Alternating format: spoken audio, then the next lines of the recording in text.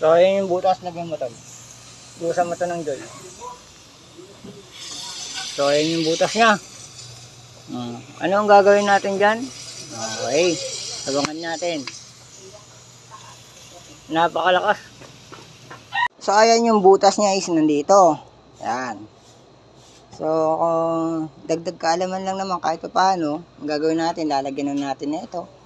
Pasalpak dun sa kanyang butas. So, ayan. Tapos ito sa dulo na ito, pasalpak din dito sa kanyang butas. So, check natin ha. So, ayun na siya.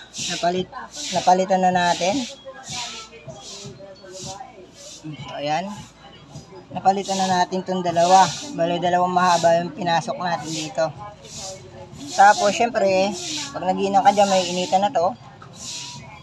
So, kanina, nagkaroon ng butas dito. Hininang ko. Lahat na yan, hininang ko na. Para siguradong wala ng talunan. So, ayan. Ito, ginawa ko na lang din ng paraan yan.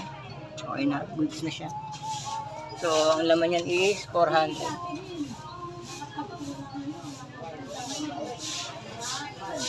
Pipinturahan na lang natin para maging bago ulit.